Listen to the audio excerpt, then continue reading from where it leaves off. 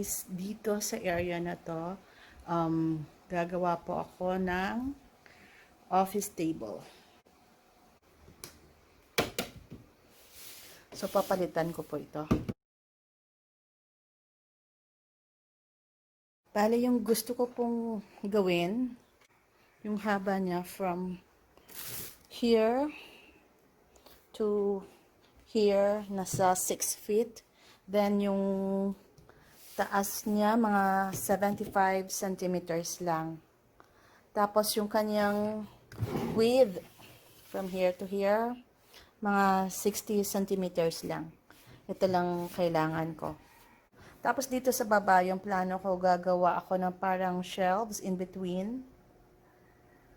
Yan, dito sa gitna. Instead of maglalagay pa ako ng legs, lalagyan ko na lang siya ng shelves. Ito po guys yung gagamitin ko. Ordinary plywood lang po. And then itong lumber. Ito kasi yung pinili ko kasi para magaan lang. Costing 418 sa City Hardware. 2x3x10. Good lumber po.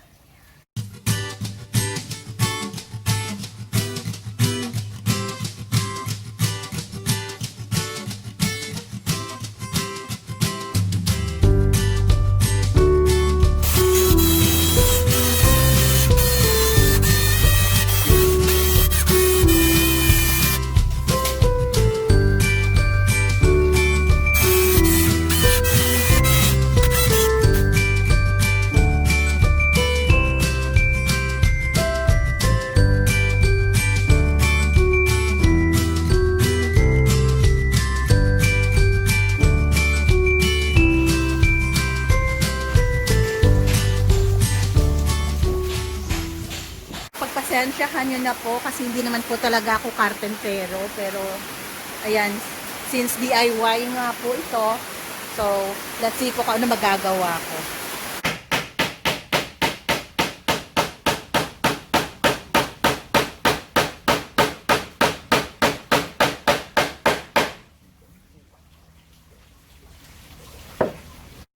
Nakabit ko na po yung side dito.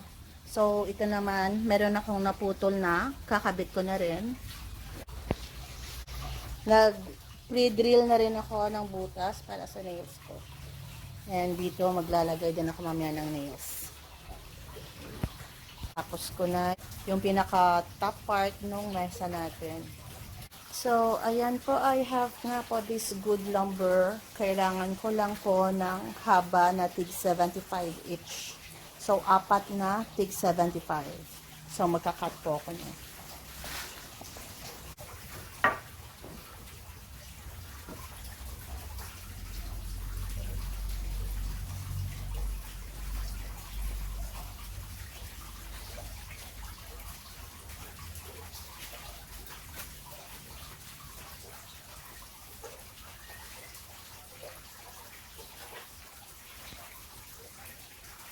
Nakagawa na po ako ng paa ng aking mesa. And kakabit ko lang to para makita ko lang kung anong itsura. And bukas ko na tatapusin yung iba. Kasi, ayan po, dilim na. So, kabit lang natin to. Then, pahinga na muna tayo. Ayan. So, ganyan yung itsura. Pero this is not the finished product. Tinitingnan ko lang muna kung ano na itsura niya. Yan. So, for the meantime lang po yung paa niya. Bali dito sa gitna, yan, maglalagay po ako dito ng parang cabinet or shelves. At the same time, magiging dual purpose po yan. Magiging parang support po siya na mesa. I started doing this table at around 2 in the afternoon. At ngayon nga po ay 6:45 na. So, yan na lang muna. So, ito na guys yung ating mesa. Medyo na-fix ko na siya. Nadagdagan ko na yung mga nails para sa legs. Yan. So, gagawin ko, maglalagay na lang ako dito ng shelves. Okay. So, let's start. I've decided na maglalagay ako ng allowance dito ng around 40. So, and 3 feet yung dito. Kasi dito uupo, dito yung printer, tapos mga kung anong abubot dyan. And dito sa area na to, mga 45 to, dyan ako gagawa ng cabinet sa baba. So, ito, puputulin ko na ito. Hindi ko po masyadong na-explain pero mamaya makikita na nila.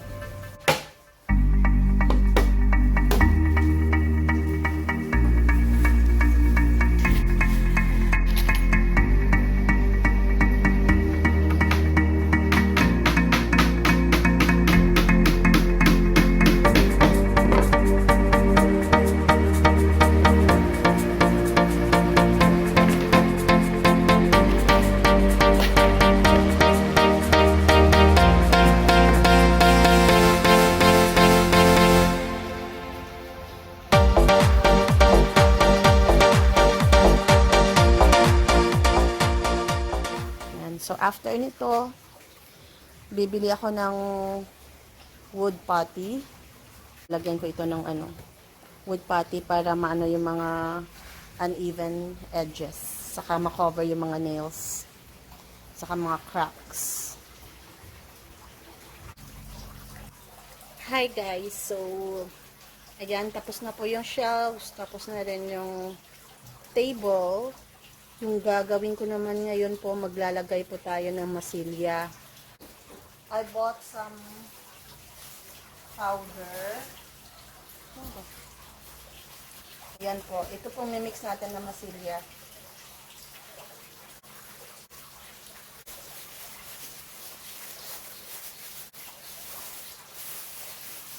Ayan po. Ayan po yung powder. Kuha tayo ng konti. Dito na lang po ako mag-mix.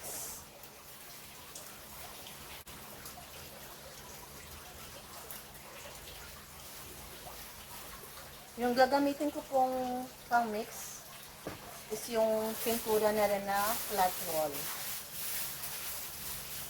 Kasi ito din i-base ko dito eh.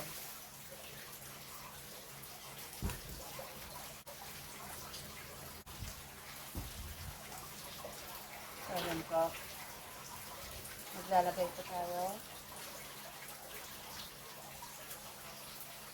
Okay naman na yan.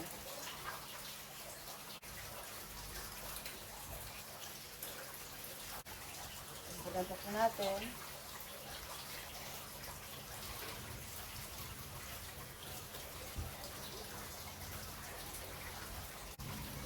So, kaya po, halo-halo lang. And I think maglalagay na lang ako ng konting tubig na rin. Yan.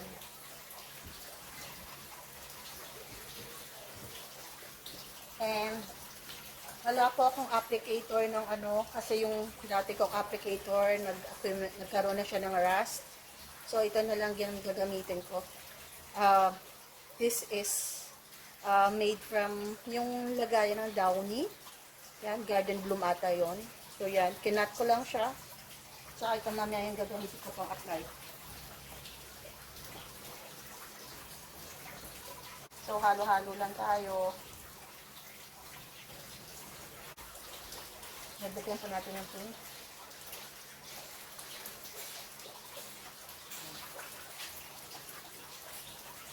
Takal muna natin ito.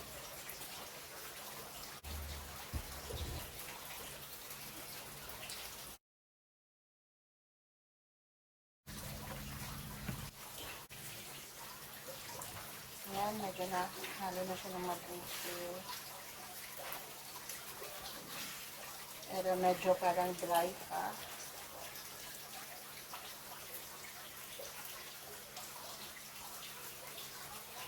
Dagdag pa ako ng tubig na konti. Konti ba?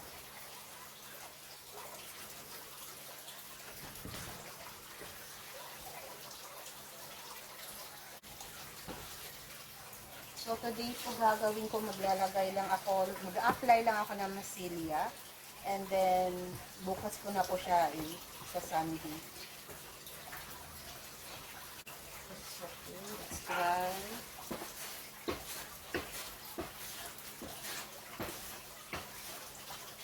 I think pwede na ito na consistency.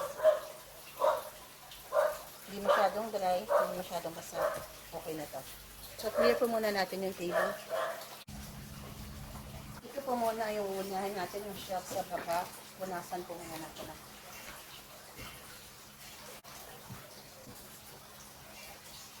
Dito po, instead of nails, yung ginamit ko na lang is itong mga L brackets para mas mabilis siya ilagay.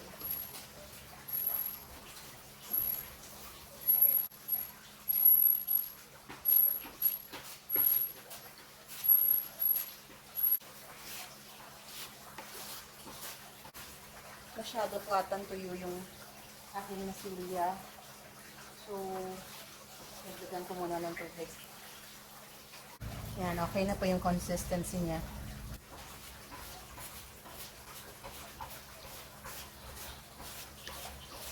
So, medyo matagal po ito. Kasi first layer ko lang po eh. So, tapusin ko po muna ito guys. Papakita ko lang sa inyo na yung finish.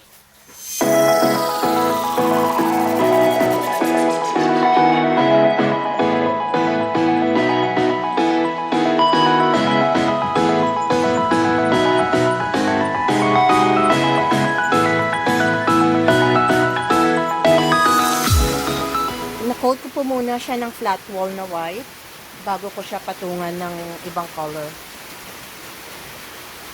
Natapos ko na po siyang ma-coat ng white paint. Then, ngayon maglalagay na lang ako ng parang top paint niya. Yung napili ko po is light gray. Ito guys ang napili kong kulay para siyang light gray. Yan. So, mag-start na po tayo magpinta.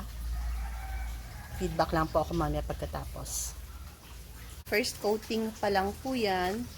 And then, ayun po yung kanyang parang isang part.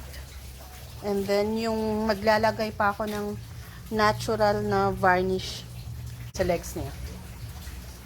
Nalagyan ko na po yung ng varnish yung legs ng table. First coat lang din po. Magsa-second coat pa po ako dito. Patutuyuin ko lang.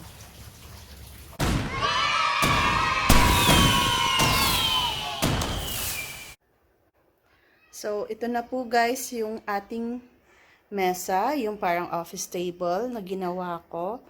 So, ito na yung shelf niya. Yan.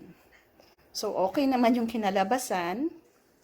Kasi yung chair na napili ko, kasi parang natural wood din yung upuan niya. So, mayroong dalawang laptop. Pwede kang gumawa ng mga projects dito. Drawing, painting. So, kung may mga kailangan i-print, andyan yung printer. Yan, mag-research. Yan. Okay naman yung lighting. Again guys, this is Pinay Gardener. Sana nakatulong itong video na ito sa inyo. And please like and subscribe. Till next time. Thank you.